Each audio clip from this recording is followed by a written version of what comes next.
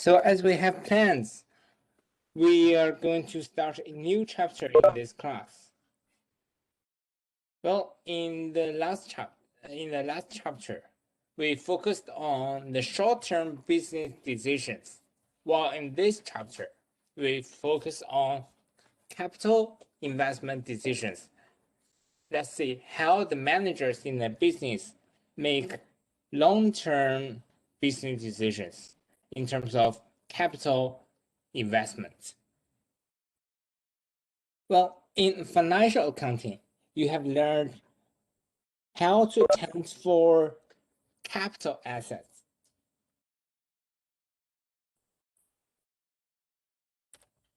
The capital assets are the operational assets that the business use for long periods of time.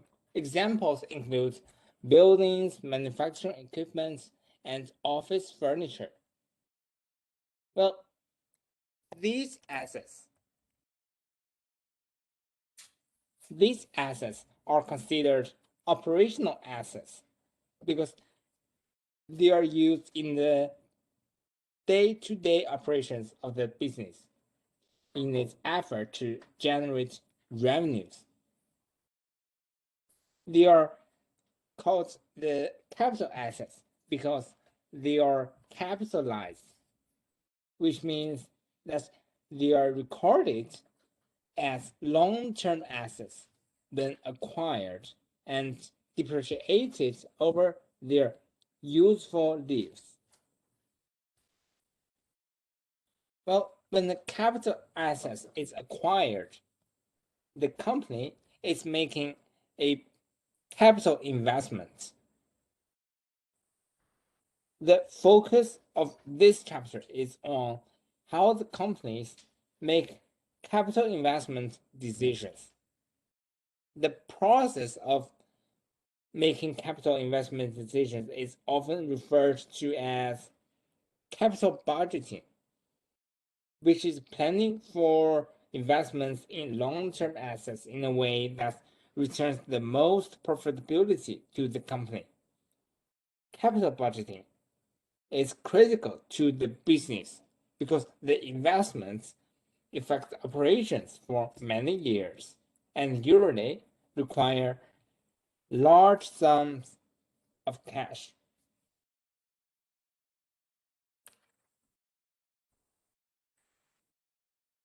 The capital budgeting process. Well, in previous chapters, when you learned how to complete the master budget, we discussed the budgeting objectives to develop strategy, plan, direct, and to control. Well, here, the same objectives apply to capital budgeting, but the planning process is more involved due to the long-term nature of the assets. Here, on this slide, it shows the capital budgeting process. The first step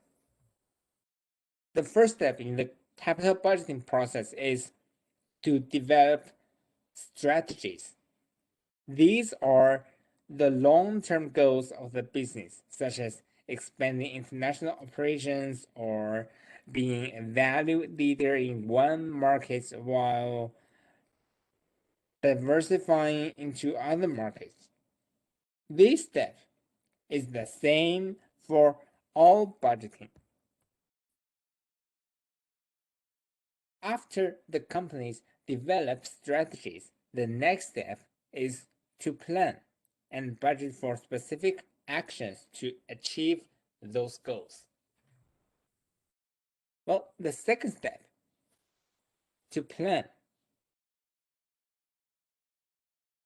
which has three sub-steps. The first sub-step is to identify potential capital investments. For example, new technology and equipment that may make the company more efficient competitive, or profitable.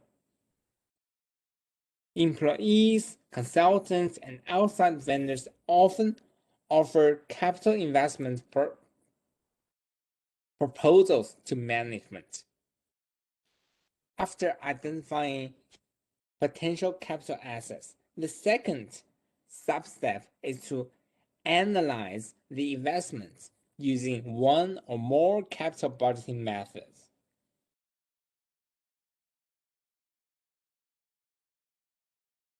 And the third sub-step is capital rationing. This is the process of ranking and choosing among different alternative capital investments based on the ability of funds. Well, actually, this chapter focuses on these three steps. These three sub-steps. Well, in this chapter, we will learn 4 approaches in order to choose from different alternatives among the capital investment projects. These 4 approaches are: 1. Payback. Number 2. ARR, accounting rate of return. Number 3. NPV, net present value. Number 4. IRR, internal rate of return. Among these 4 approaches, the first 2 methods, payback and accounting rate of return, are fairly quick and easy, and they work well for capital investments that have a relatively short lifespan, such as computer equipment and software that may have a useful life of only like 3 to 5 years, relatively short. Payback and accounting rate of return are also used to screen potential investments from those that are less desirable. Payback provides management with valuable information on how fast the cash invested will be recovered. ARR shows the effect of the investments on the company's accrual-based income. But these 2 methods are inadequate if the capital investment have a longer lifespan, because these 2 methods do not consider the time value of money, which is the recognition that money earns interest over time. While the last 2 methods, net present value and internal rate of return, these 2 methods factor in time value of money, so they are more appropriate for longer term capital investments.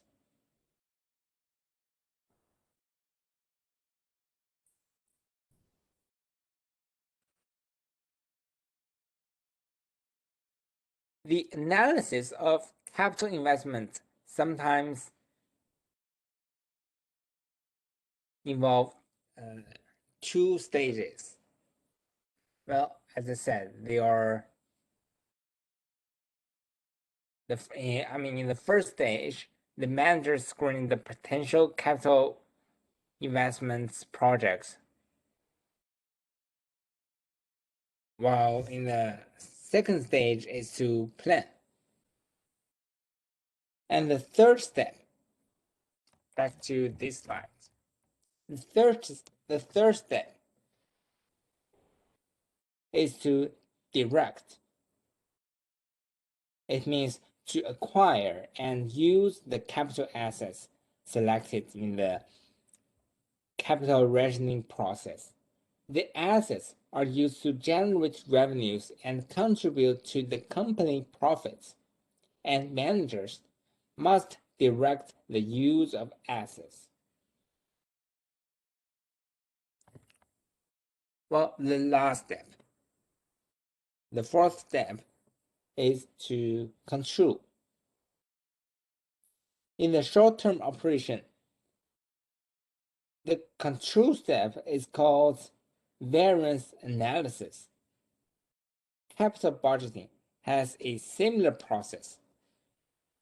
After acquiring and using the capital assets, companies compare the actual results from the investment to the projected results.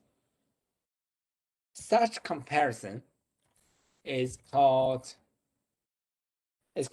post audit, and they help companies determine whether the investments are going as planned and deserve continued support, or whether they should abandon the project and dispose the assets.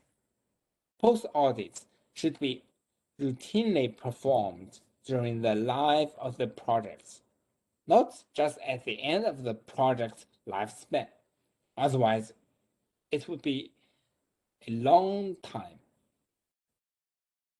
The intermediate post audits allow managers to make adjustments to the projects during their lifetimes. Managers also use feedback from post audits to better estimate projection for future projects. If managers expect routine post audits, they will more likely submit realistic estimates with their capital investment proposals.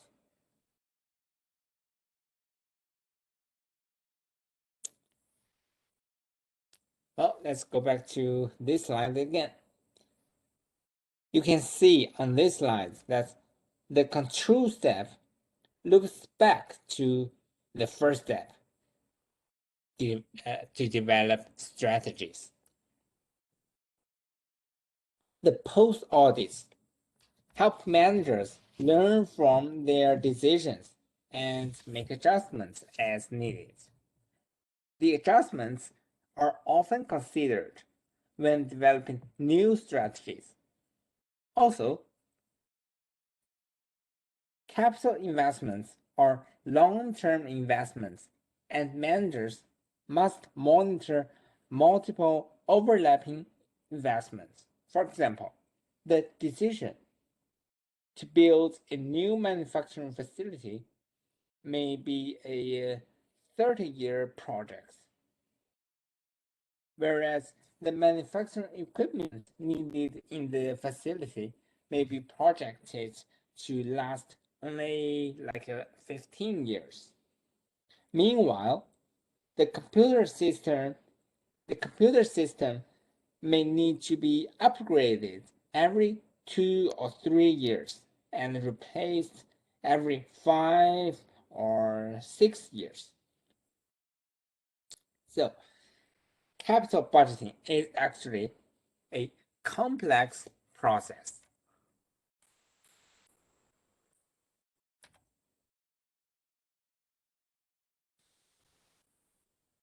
Well, in the last chapter, when we discussed the process that the managers need to make on the short-term business decisions, I discussed one focus. That is, when the managers make short-term business decisions, they need to first focus on the relevant information. And second, they need to use contribution margin income statements. Well, in making long-term investment decisions, the managers also need to focus on another thing, that is the cash flow. If you can remember from your financial accounting classes, you were taught that generally accepted accounting principles, or the GAAP, are based on accrual accounting, but capital budgeting focuses on cash flow. The desirability of a capital asset depends on its ability to generate net cash inflow. That is, cash inflows in excess of cash outflow over the asset's useful life. Operating income based on accrual accounting basis, and it contains non-cash expenses such as depreciation or the bad debt expense. Well, these expenses decrease operating income, but do not acquire a cash outlay. The capital investment's net cash inflow will differ from its operating income. Of the four capital bill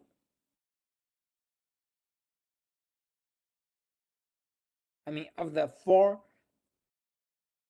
capital budgeting methods covered in this chapter, only ARR, or the accounting rate of return method, uses accrual-based accounting income.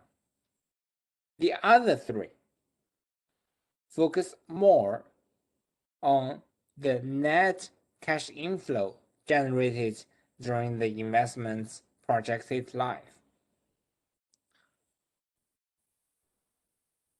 Cash inflow includes future cash revenue generated from the investment, any future savings in ongoing cash operating costs resulting from the investment, and any future residual value of the assets. Cash inflow is projected by employees from different departments such as production, marketing, material management, accounting, and employees from other departments. They help the managers in estimating the projected cash flows. Good estimates are a critical part of making the best decisions.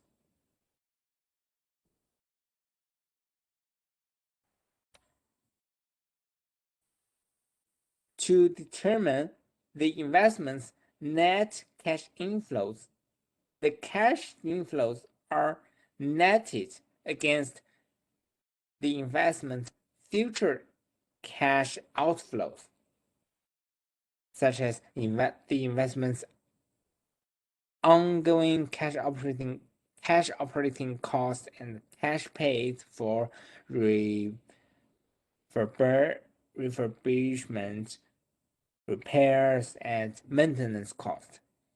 These are considered the cash outflows.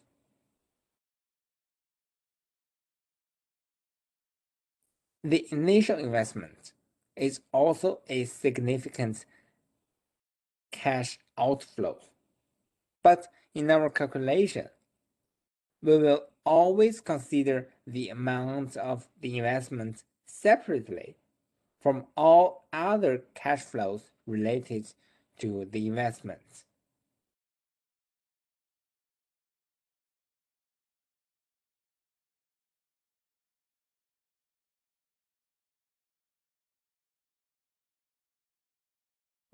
This slide illustrates the life cycle of the capital investment,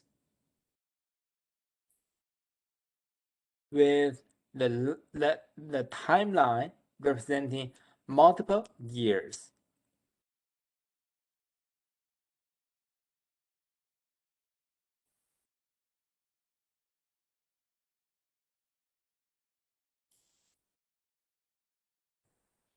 All right.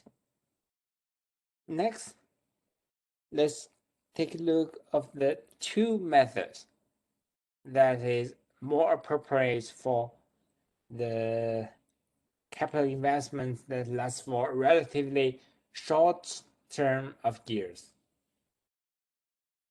These two methods are payback and ARR, accounting rate of return.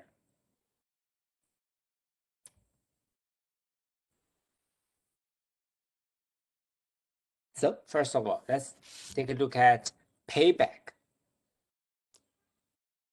Payback is a capital investment analysis method that measures the length of time it takes to recover the cost of initial investment. The initial investment is also called the capital outlay. Let's suppose we have two capital assets projects to invest in. All others being equal, the shorter payback period, the more attractive the asset is. Computing the payback depends on whether net cash inflows are equal each year or differ over time. And we consider each in turn.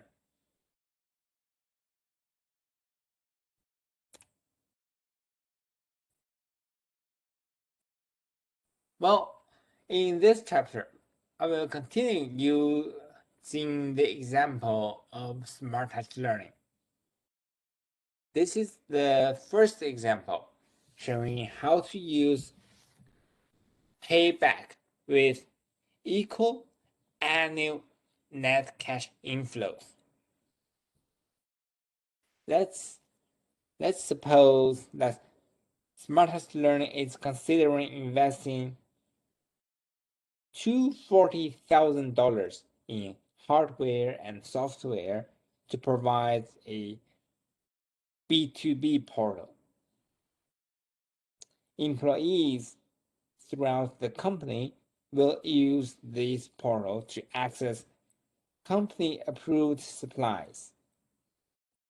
The company expects the portal to save $60,000 per year for each of the 6 years of its useful life.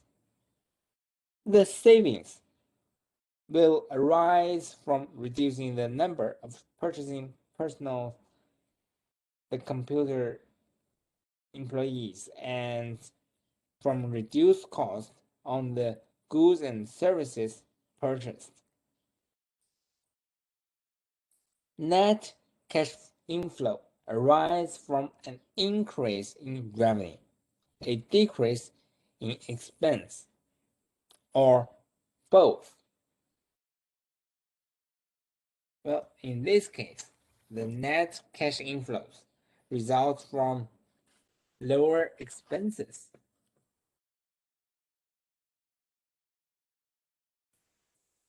Well, in the case of equal annual net cash inflows, we can use this formula to calculate the payback. That is, payback equals to amount invested divided by expected annual net cash inflow. Well, in this specific case, let's do the calculation.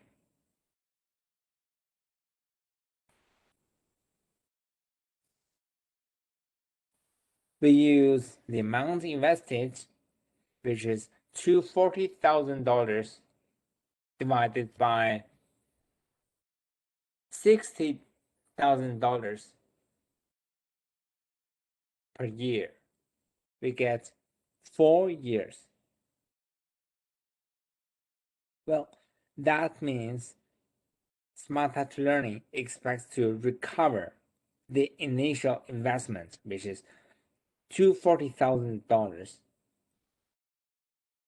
by the end of the year 4, when accumulated net cash inflows total $240,000. It is pretty simple, right? Well, this is the first product that the company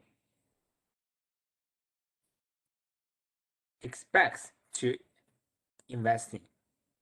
And here, the company has another option. Assume the company is considering whether to invest these amounts of money to upgrade its website. Well, the company expects the upgraded website to generate $80,000 in net cash inflow each year. So for this investment, the payback should be calculated as $240,000 divided by $80,000 per year. That is 3 years. So that means for the second product, the website upgrades product, it has a shorter payback period than the B2B product. So, based on this method of analysis, website upgrade product is a more attractive project. 3 years is shorter than 4 years. So the second project with shorter payback periods is more attractive. Well, this is the case when the net cash inflows are equal annually. How about the case when we have an unequal net cash inflows?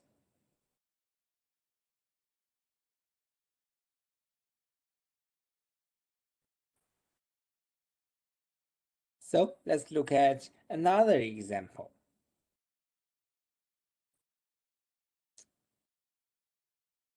As I said, the formula displayed in the earlier slides works only when the net cash inflows are the same each period. But when the periodic cash flows are unequal, you must total net cash inflows until the amount invested recovered. So here, let's assume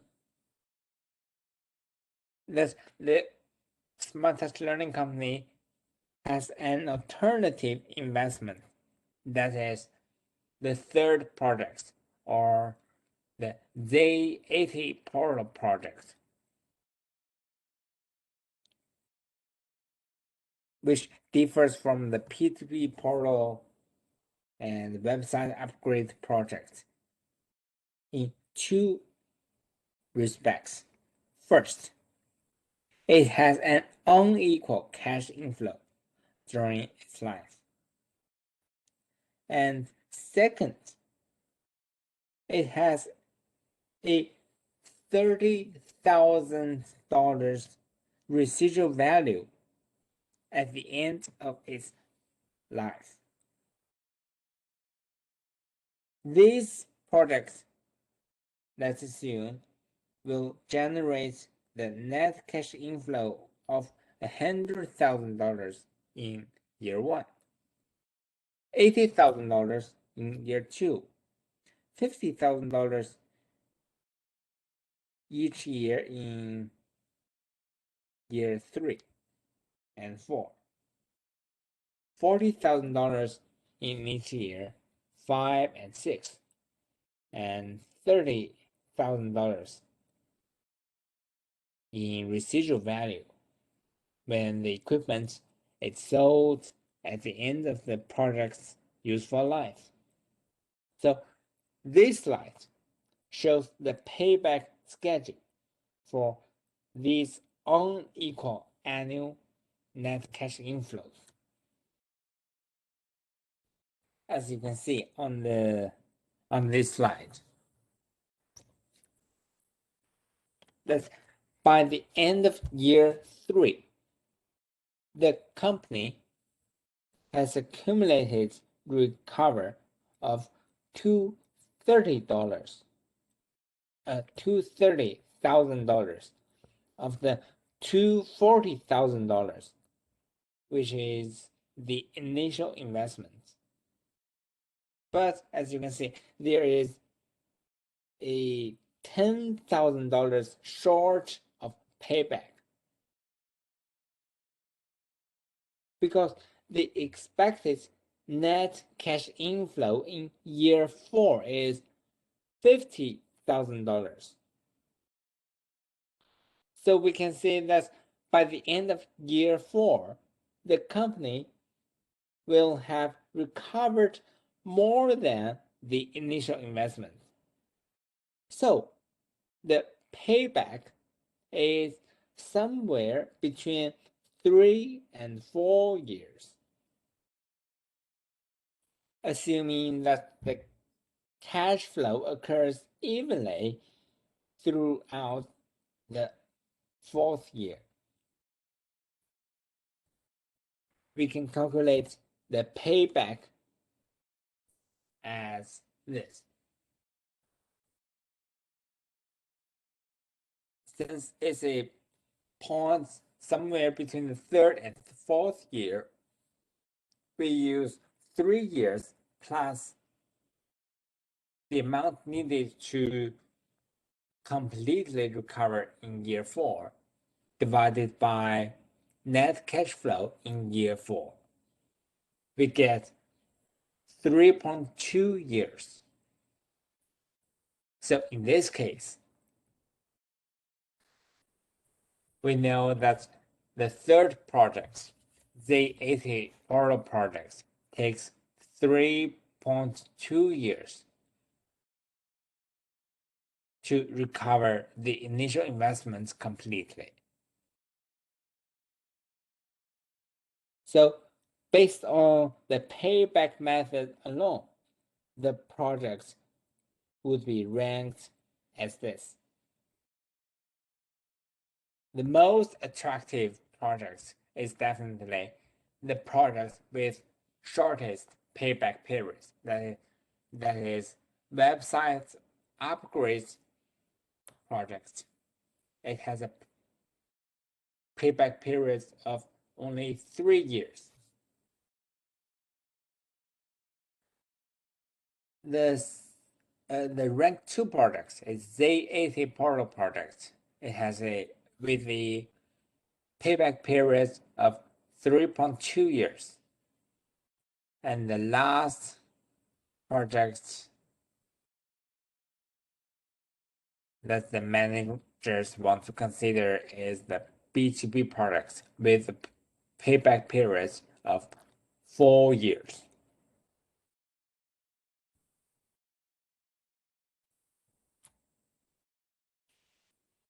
Well,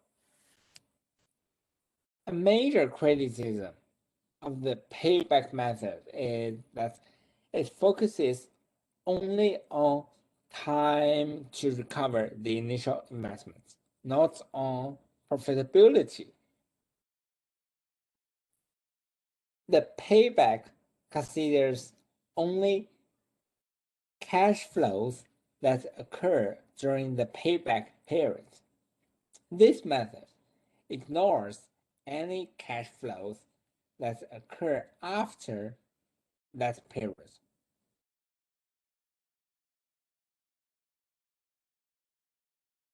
For example, the B2B portal projects, which was just mentioned, will continue to generate the net cash inflow for 2 years after its payback. The additional net cash inflows amount to 120,000 years. That is 60,000 years and $60,000 times 2 years. That is $120,000.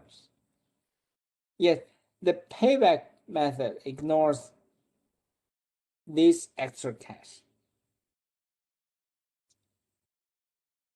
A similar situation occurs also with the Z80 portal projects.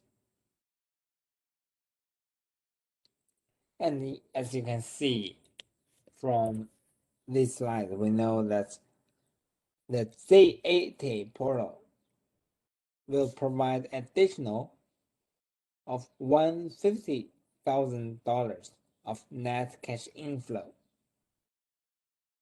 after the payback period. But the website's upgrade useful life is the same as its payback period. No cash flows are ignored. Yet the website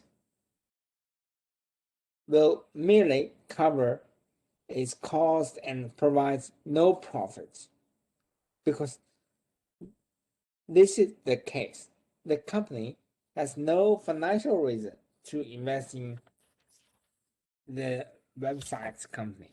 The website project.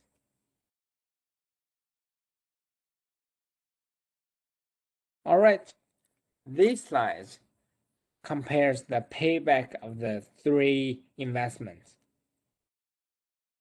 As it is illustrated, the payback method doesn't consider the asset's profitability.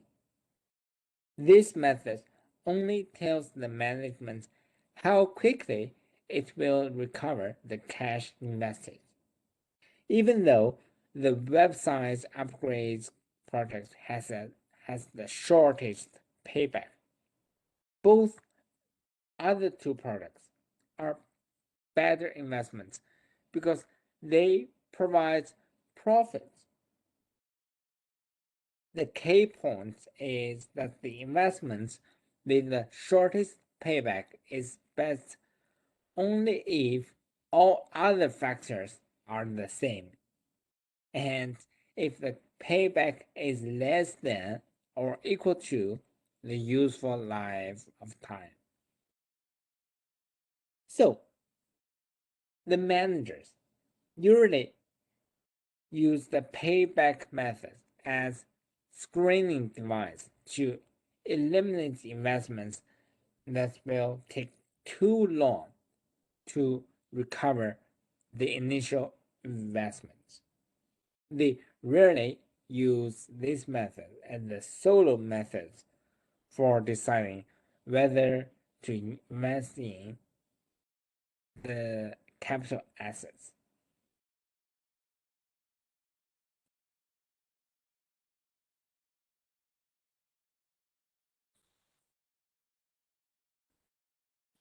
Well, this is a quick summary on the decision tree of such measurements. If the payback period is equal to or less than a set amount of time, we invest in. Otherwise, we do not invest. So as I said, this method doesn't consider the profitability. Well, here I'm going to introduce another approach that considers the profitability. And as I said, this is of the four approaches introduced in this chapter. This ARR is the only method that doesn't use cash flow. Instead, it considers accounting operating income.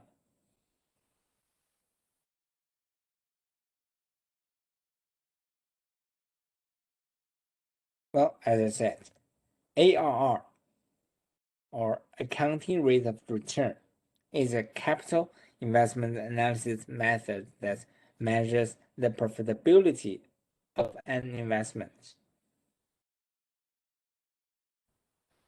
Here is the formula of ARR. ARR equals to average annual operating income divided by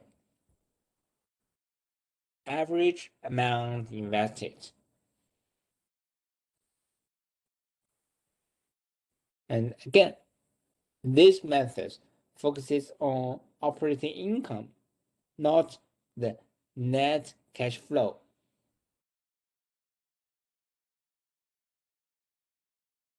And ARR measures the average annual rate of return over the asset's entire life. So it is also called average rate of return or annual rate of return. ARR, also short for ARR. Well, this method is similar to ROI, which is used to evaluate investment centers. The primary difference is that ARR is used to evaluate the lifetime return of investments, while the ROI is used to evaluate an annual return.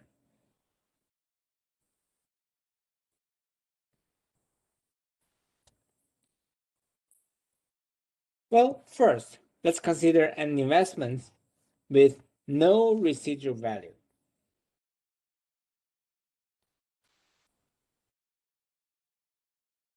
I just introduced the P2P portal project, which costs $240,000 and has equal annual net cash flows of $60,000. It has a 6-year useful life and zero residual value.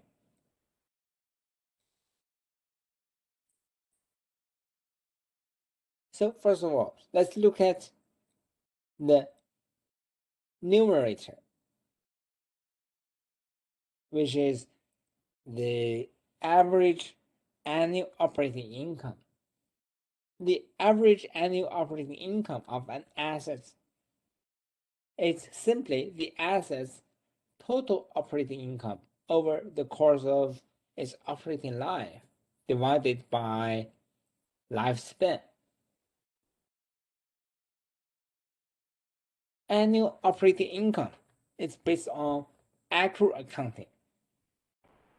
So any non-cash expenses, such as depreciation, must be subtracted from the asset's net cash flows to arrive at operating income. So this slide displays the formula for calculating average annual operating income. In this case, the B2B portal project we have this number. Total net cash inflows during operating life of the assets is 6 years times $60,000 per year. We have $360,000 minus total depreciation expenses during the operating life of assets. Total depreciation assets is $240,000. Yeah, which is also the initial investment, because as I said, this investment has no residual value. We arrive at by subtracting the total net cash flow and total depreciations. We arrive at total operating income divided by the assets operating life in years, which is 6 years. We get the average annual operating income of the assets. That is $20,000.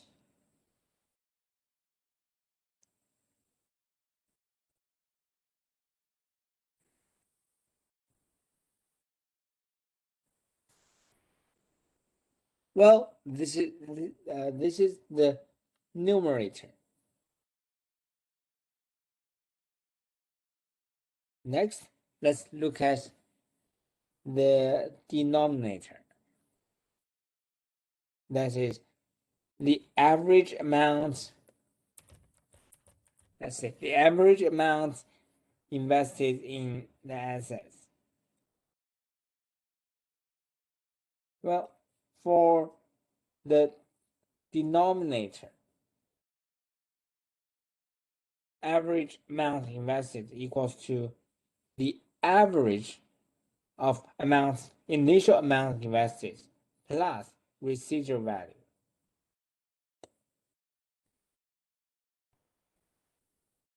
So in this case, we have $120,000 as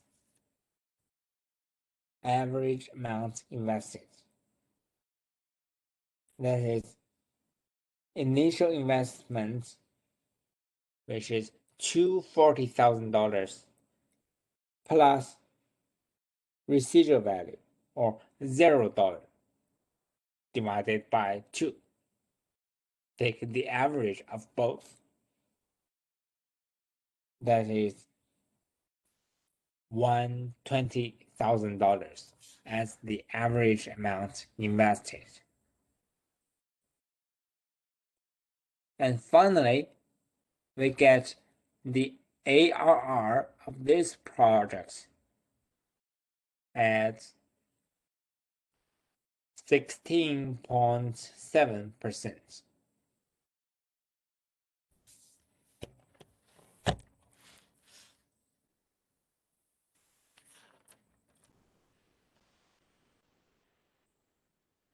All right, we have another project. That's the Z80 portal project. If you can recall that this project differed from the B2B portal project only in that it has unequal net cash inflows during its life, and it has a $30,000 residual value at the end of its life. So its average annual operating income is calculated as the slide shows. We use total net cash inflows minus total depreciation during the lifetime. We get total operating income, that is $150,000, divided by 6 years, which is the assets operating life in years. finally we get average annual operating income. That is $25,000.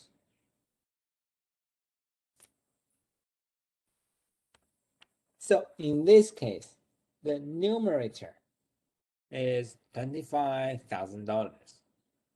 And then we look at the denominator. Average amount invested. We take the average of initial investment and residual value. So for this project, the initial investment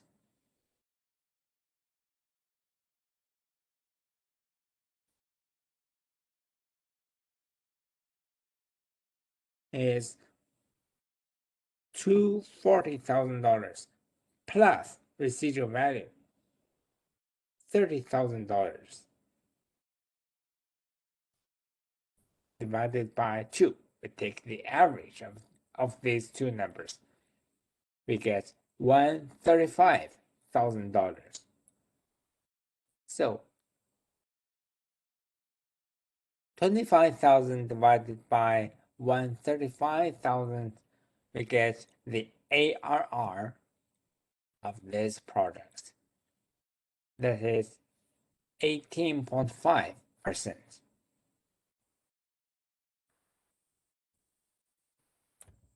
So this is the quick summary of decisions using accounting rate of return. If the expected ARR meets or exceeds the required rate of return, we invest in. Otherwise, we do not invest in. Well, regarding to the expected rate of return, we could say that the companies that use ARR methods set a minimum required accounting rate of return, which is kind of arbitrary. Let's assume that in this case, the smartest learning company requires an ARR of at least like 20%. Then the managers would not approve any investments in the B2B portal project or the AT portal because the ARR for both investments is less than 20%.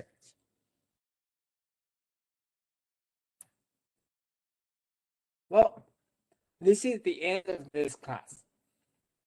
So in this class, two approaches in making long-term capital investments decisions are introduced. These are payback and accounting rate of return, or short for ARR. As I said, these two methods do not consider the time value of money, and they are not appropriate for the investment that lasts for long time. So in the next class, I'm going to introduce the concept of time value of money. And I will also introduce another two approaches based on time value of money. So, all right. Please let me know if you have any questions before I leave. Sir.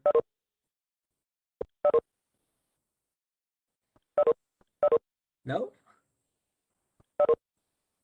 All right. I will see you guys in the next class. That is Thank you, Professor. on this Wednesday. All right. See you. Bye-bye. Thank you.